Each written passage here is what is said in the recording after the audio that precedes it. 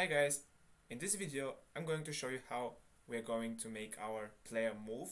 And again, I didn't choose specifically any cool type of character in terms of the looks, um, but I don't think for now we should care about that, but if you do, I mean, there are plenty of resources that show you how you can draw characters and all that. So if you do want to have your character look nice, then feel free to just watch some other video that explains how to do that, and then come back to continue with the tutorials. If you don't care about the looks of our characters for now, then just pick up a sprite and let's pretend that this is our character, which is our player, which is us.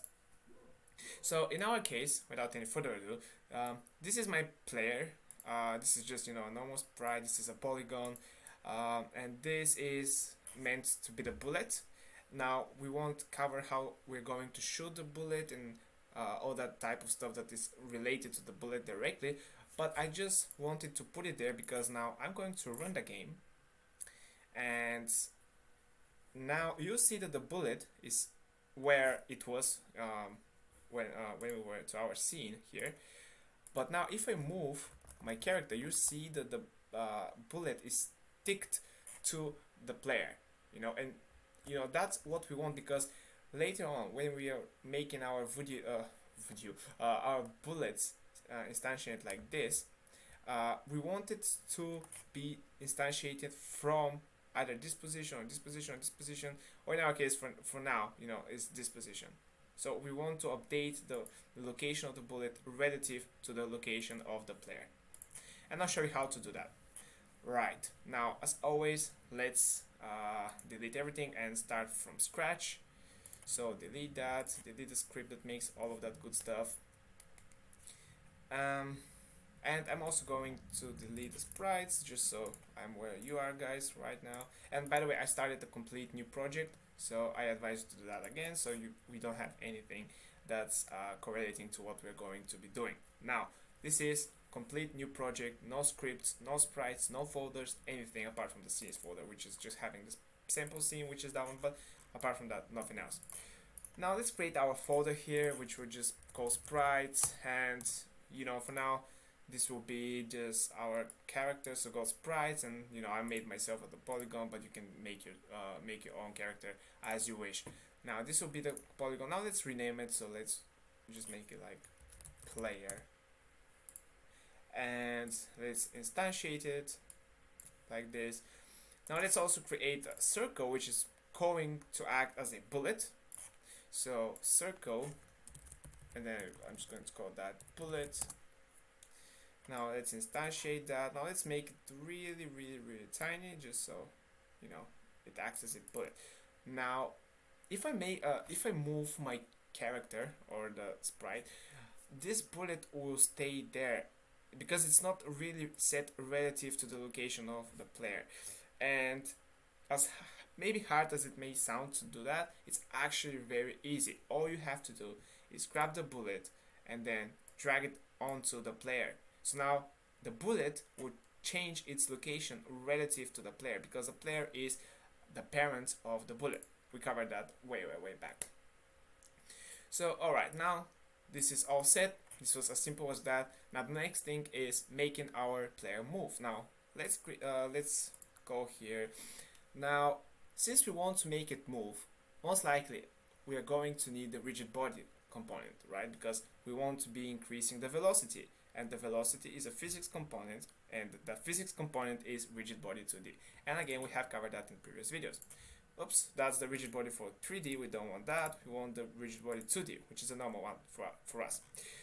Now we've added our rigid body 2D. Now let's add component, and let's just add another script. So we can just call that player controller, because this is going to be controlling our player. New script, add, and alright, while it's adding it, let's open. Oh, I have it open already, so you can open your Visual Studio. Alright, having some issues here, I don't know why, but There we go, it's there. So let's open, there we go. So that's what you are probably seeing as well if you have created a completely new script.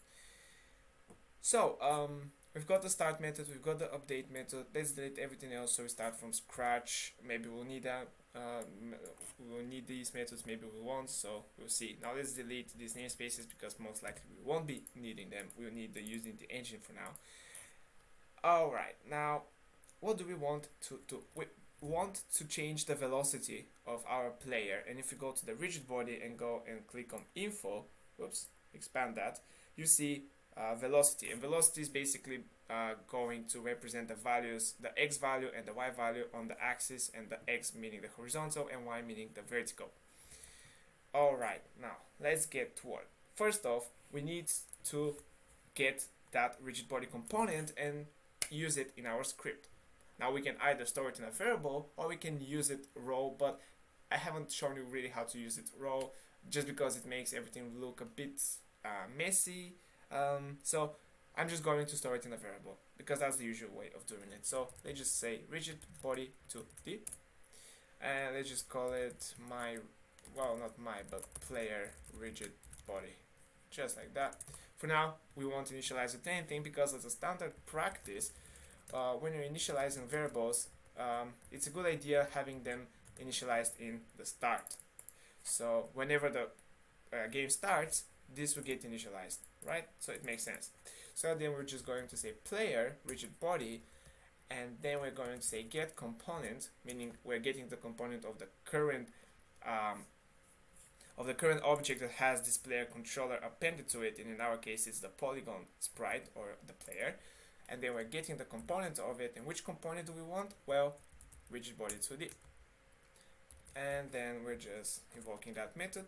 And we have done this in the past, so if that's completely cryptic for you, then I would advise you to watch the previous video.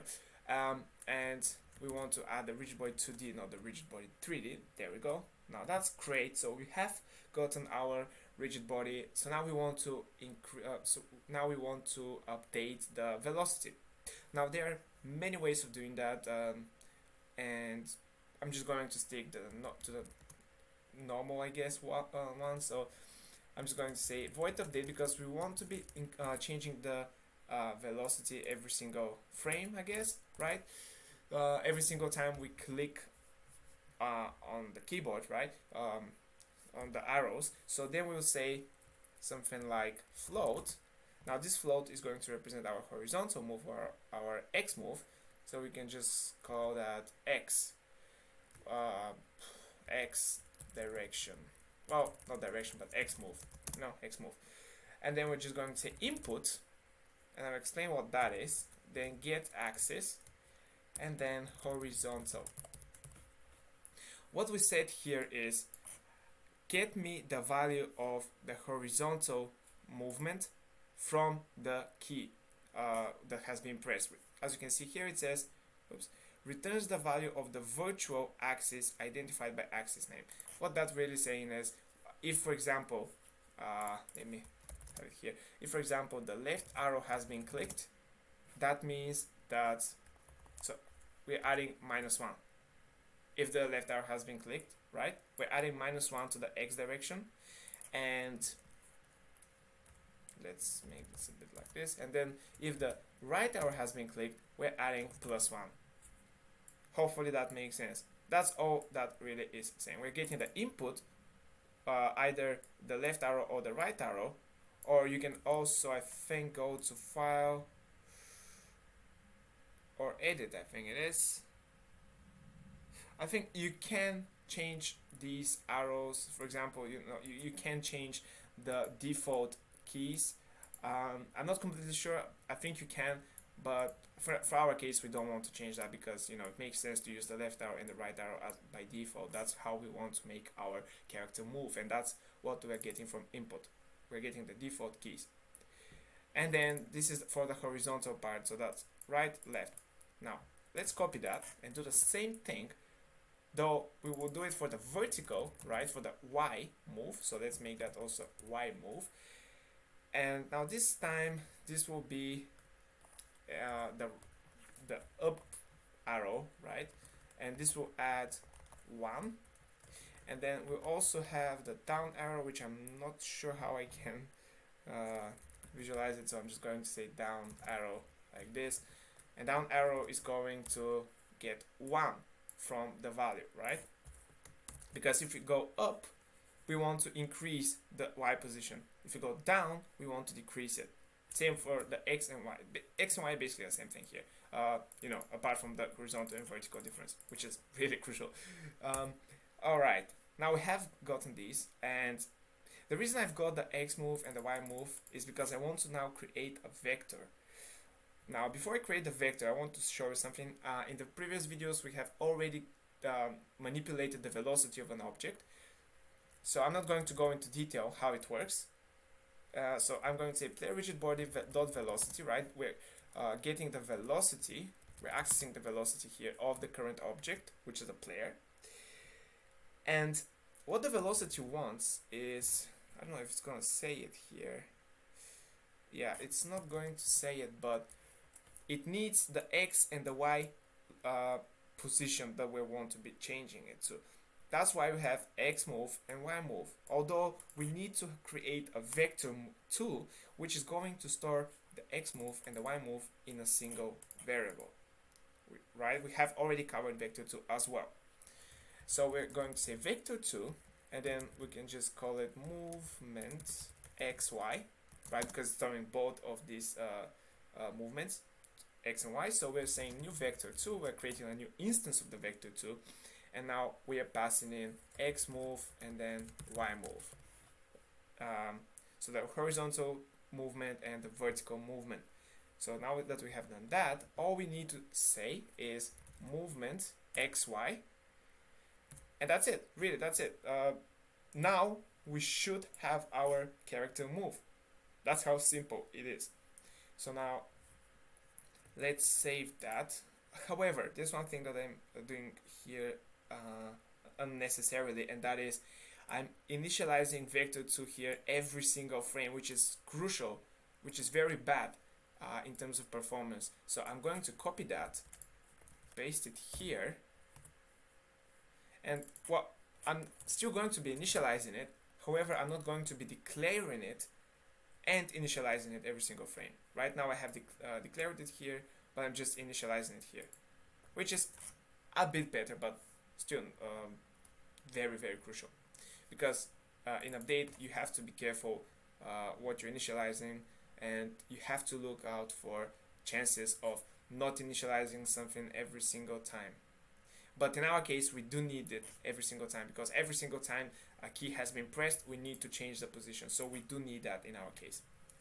Right, now, and an example here, if we did play rigid body, getting the component here every single time in the update, that would be a very big mistake, because why do it every single time, which again is going to be hundreds of times depending upon the game time, but why doing that when we can just have it once initialized? Alright, now save that, go to Unity. Now if I run that, you see something happening, and that is our player object is going to fall to the infinity. Right, there we go.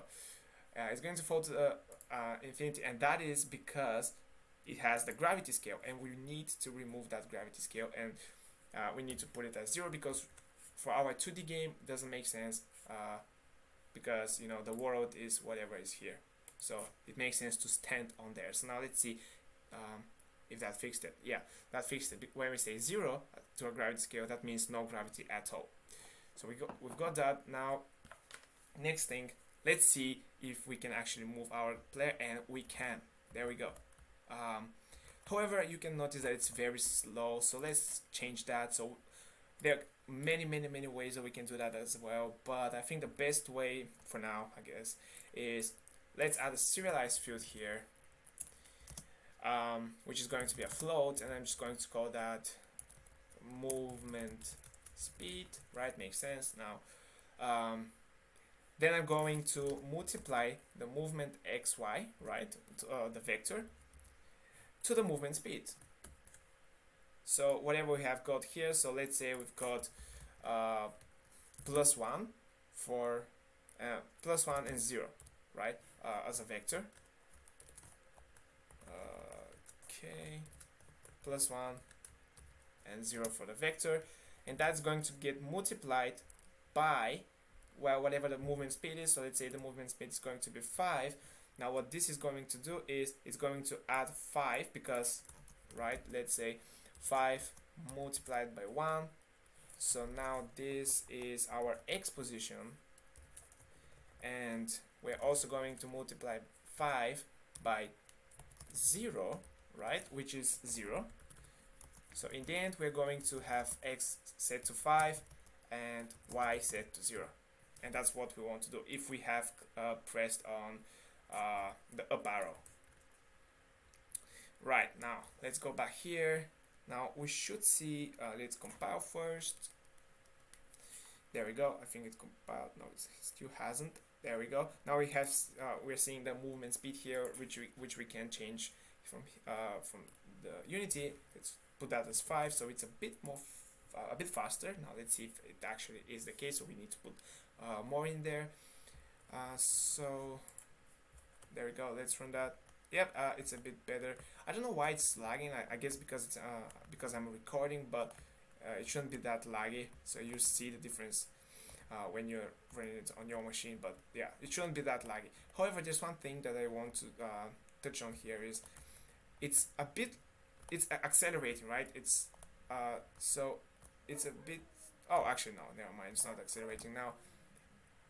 There is one method where we can also add this velocity, because in the beginning I told you that there are many ways of manipulating the velocity. One is using the add force method on the rigid body, but we're just going to stick with that method here because I think that that's not a bad way of doing that at all. So it's simple, and yeah, this one, oh, one more thing though. I want to initialize these variables as private. Oops.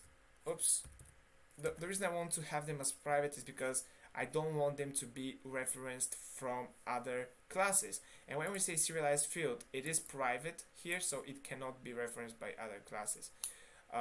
So this is like a key thing when you're doing object-oriented programming, which we're doing here. And this whole thing is called encapsulation, right? So now these variables are encapsulated in this class and cannot be referenced from outside of it. Because we can also have it as public, so they can be referenced from outside the class, but it's not a good idea. Anyway guys, thank you for watching and see you on the next video.